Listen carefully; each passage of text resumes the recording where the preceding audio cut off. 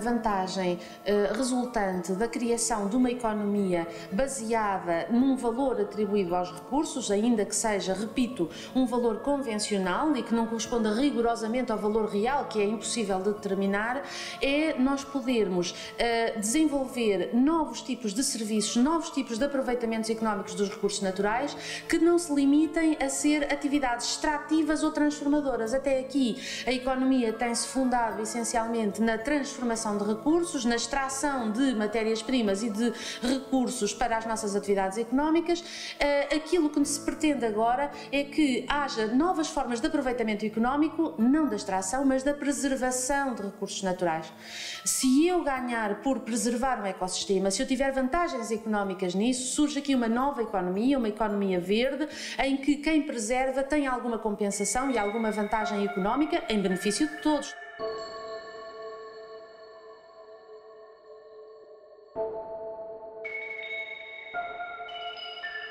Para sermos capazes de construir essa nova economia que todos desejam, capaz de recuperar a biocapacidade do planeta, temos que resolver algumas questões estruturais, sem as quais é impossível uma ação coletiva. O primeiro dos problemas é o facto de todos os encargos e todos os benefícios que nós fazemos nos sistemas naturais comuns se dispersarem por todo o planeta. Isto é, eu quando tenho uma floresta ou recupero um ecossistema, eu estou a gerar benefícios que toda a humanidade vai usufruir deles. Se eu não for compensado por isso, eu estou a investir em algo em que esse investimento se vai diluir, se vai dispersar por todo o planeta e, portanto, eu vou ficar com um prejuízo em termos económicos.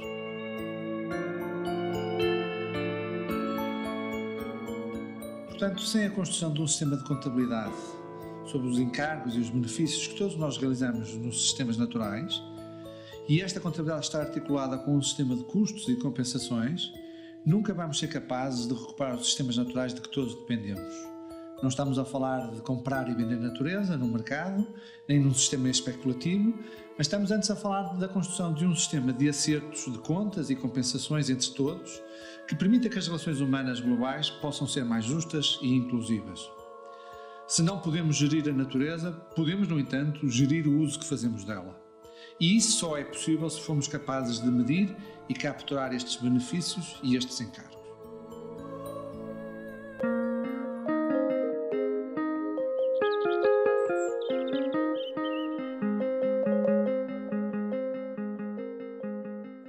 Não podemos sequer perceber, em termos de valor regional, suprarregional, nacional ou internacional, qual é que é o valor deste ecossistema. Sabemos, contudo, que ele presta um serviço notável, quer em termos de transferência de recursos, dos recursos que estão localizados nos solos, os nutrientes no solo, da sua capacidade de produzir e garantir a qualidade da água, e a todo esse nível sabemos que temos nas mãos uma responsabilidade extremamente elevada na sua conservação. O agricultor, quando faz o seu trabalho, faz comida, faz matérias-primas, durante muito tempo foi esse o nosso foco, mas produz muitas outras coisas que não apenas isso. São outras coisas que nós chamamos de externalidades ou bens públicos, que são usados por toda a sociedade, por toda a humanidade. Estamos a falar, por exemplo, do trabalho com a biodiversidade. A biodiversidade é fundamental para que os ecossistemas funcionem, e o nosso trabalho como agricultores no espaço natural impacta diretamente na quantidade de espécies que nós temos no território.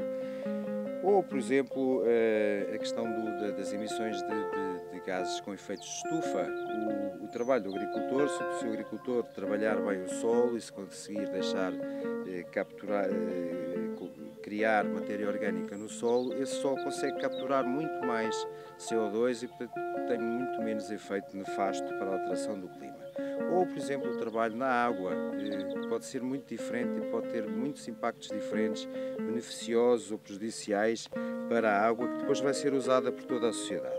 O problema é que estes bens públicos que nós, agricultores, produzimos, são, por um lado, hoje essenciais, são muito mais importantes para a sociedade, para a humanidade, do que os alimentos só por si que nós produzimos, porque é deles que vai depender o nosso futuro e a possibilidade de continuarmos a poder habitar este planeta.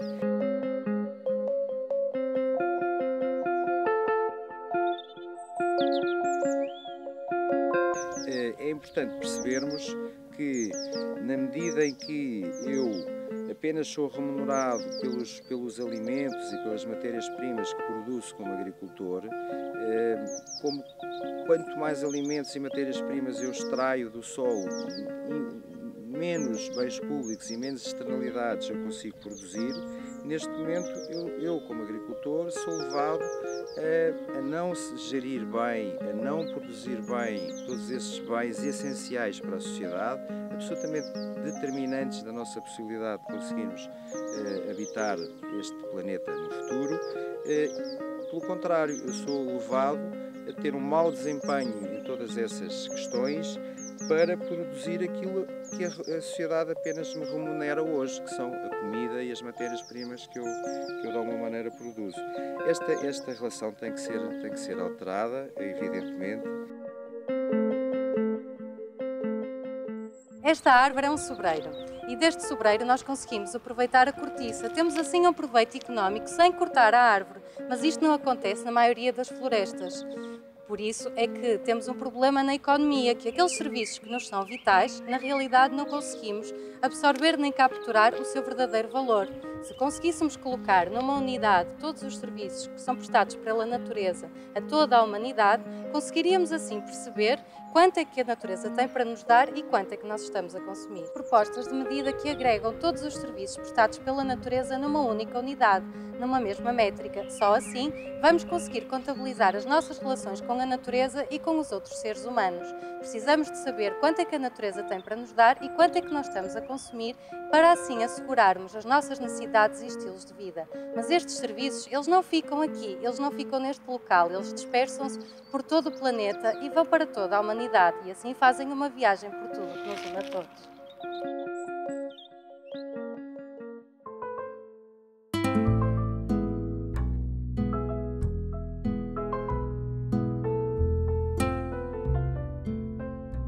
Em espaços de montanha, os serviços de ecossistemas podem ser de vários tipos, de provisão, regulação, culturais, e todos eles dependem uns dos outros e fornecem um estado de equilíbrio, um estado de resiliência que são fundamentais para os grandes temas globais, como o clima ou a provisão de água. Estes serviços que são produzidos aqui onde estamos, são consumidos, parte deles aqui mesmo, a nível local ou a nível regional. Muitos são consumidos a nível nacional, talvez cerca de metade, mas muitos outros, mais de metade até, são consumidos, ou melhor, são utilizados a nível global. E esse nível global dá-nos um excedente, ou seja, podemos dizer que zonas de montanha, como a Serra da Estrela e o Vale Glaciar, emitem serviços de ecossistemas para um bem comum em forma de excedente, e esse excedente de alguma forma pode compensar escassez noutros pontos do planeta, noutros pontos do país. E é esse equilíbrio entre o excedente e a escassez que vai formar um saldo, um acerto de contas e, de facto, uma verdadeira justiça ambiental global.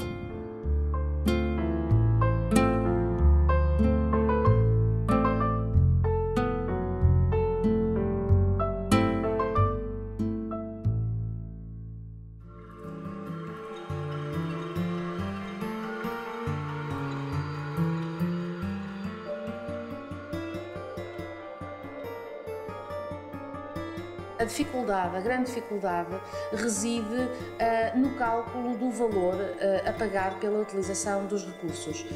Há muitas formas de cálculo possíveis, todas elas nos levam, se tentarmos ser rigorosos, a valores extremamente elevados, valores insustentáveis e que não poderiam servir de suporte a uma métrica mundial relacionando Estados desenvolvidos, Estados em vias de desenvolvimento, mas o que é importante de todos esses estudos é reter a ideia de que deve haver um valor que tem que ser diferente de zero, porque nós não podemos continuar a permitir aquilo que se tem vindo a verificar até aqui e que é a existência de recursos naturais que prestam serviços globais, serviços planetários, dos quais todos nós beneficiamos e que não são compensados na sua utilização por parte de quem os aproveita e se apropria deles individualmente para proveito próprio.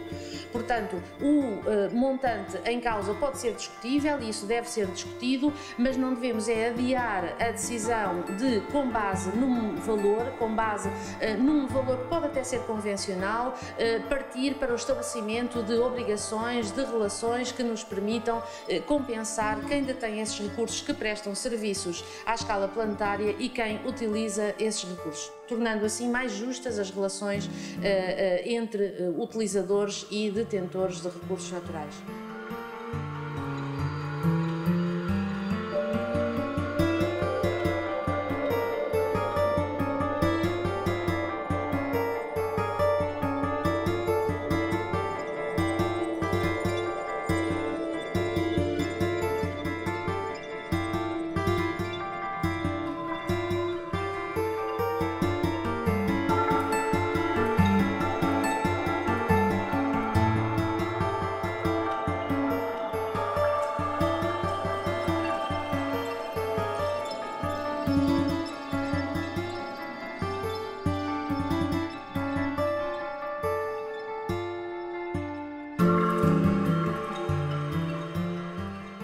Desde que acordei, já consumi muitos recursos ambientais, muitos deles associados ao recurso água.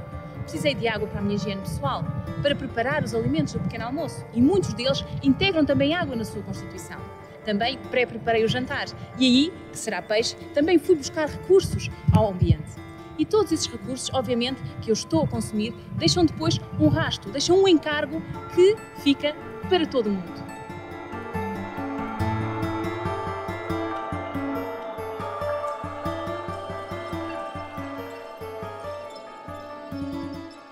Os recursos energéticos são absolutamente fundamentais para a nossa sobrevivência e para o suporte a todas as atividades humanas.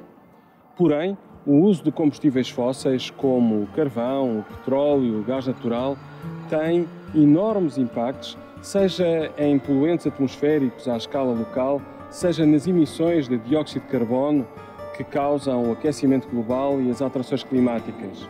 Desde os transportes à produção de eletricidade, estamos assim muito dependentes destes recursos que têm enormes impactos negativos no ambiente. Podemos assim estar a contribuir para o futuro das próximas gerações estar mais ameaçado.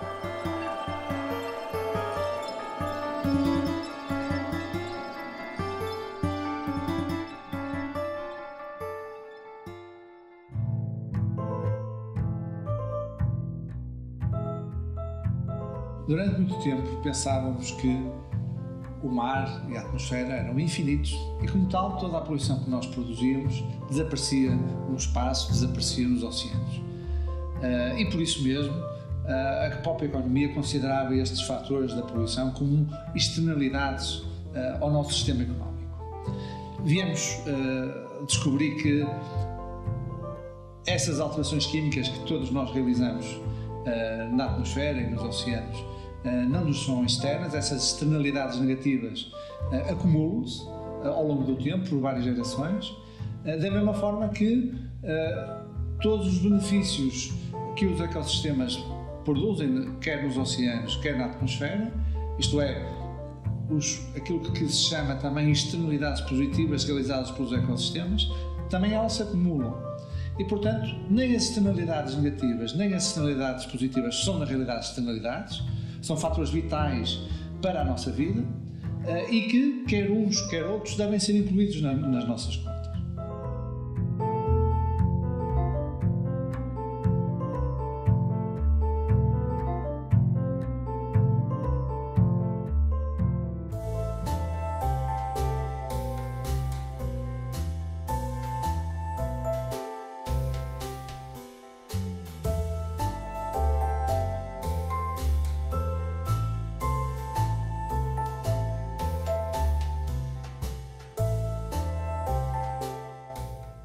Como estás? Muito bem. Muito bem. Muito bem. Professor, como é que a gente pode então resolver este problema das fronteiras que não dividem a globalidade do funcionamento do sistema? Pues bien, la frontera que divide territorios no puede dividir, es prácticamente imposible porque es un concepto humano, no es un concepto físico, no puede dividir la naturaleza. porque incluso un río es común Claro. a ambos lados de la orilla, y lo que pasa en una orilla afecta a la otra orilla y al cauce del río. Pues esto lo trasladamos a recursos naturales en su globalidad y vemos que la frontera no permite resolver los problemas que afectan al medio ambiente. Son problemas que superan las fronteras, y entonces el hombre de buscar una solución, los hombres, una solución y un concepto, primero un concepto que le permita una solución a este problema, que es un problema humano. Por tanto, es un problema que afecta a la humanidad en el sentido de a nosotros y a las generaciones venideras. Pues bien, el derecho puede servir, como pueden servir otras ciencias sociales y otras ciencias en general. Puede servir como, pues, estableciendo mecanismos que permitan identificar estos recursos, darles una característica común y luego atribuir estos recursos a alguien. Porque como son recursos que se agotan, no podemos ir utilizándolos como buenamente queremos. Es necesario gestionarlos. Son recursos para todos, para toda la humanidad. Son bienes públicos y por tanto tenemos que posibilitar que sigan.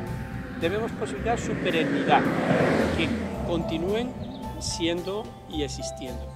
Pues bien, el derecho que podría facilitar, pues podría facilitar, por un lado, además de este concepto de globalidad, de algo, es verdad que inmaterial, intangible, pero que todos lo visualizamos, yo pienso, ¿no? Y luego podríamos pensar en esa atribución a quién. ¿A quién? Pues buscar un sujeto. Ese sujeto evidentemente no puede ser el Estado, no puede ser el ser humano, el individuo en particular, no puede ser una organización internacional, no puede ser Naciones Unidas, por ejemplo. ¿Quién es ese sujeto? A mi entender debería ser la humanidad. La humanidad es un sujeto de derecho hoy en día en determinados ámbitos, y podría serlo también en el ámbito medioambiental. Então aqui estamos a falar dessa natureza de sistema. Isso é. A novidade, digamos, a sua proposta é precisamente essa, de considerar o sistema natural, neste caso o sistema climático, como um património. Y ese sistema tiene un valor,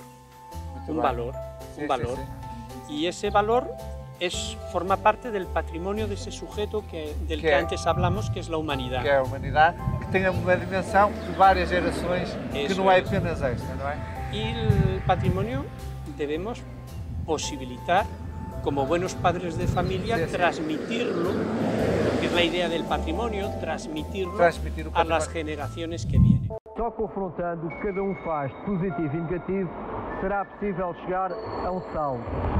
Um saldo que nos permita fazer uma gestão justa e equilibrada dos sistemas comuns a toda a humanidade. Só com este saldo é que poderemos perceber os diferentes contributos de cada para a manutenção dos sistemas comuns. E essa é a base da justiça que nos pode permitir a obtenção de um acordo. Só a justiça nos pode trazer um consenso.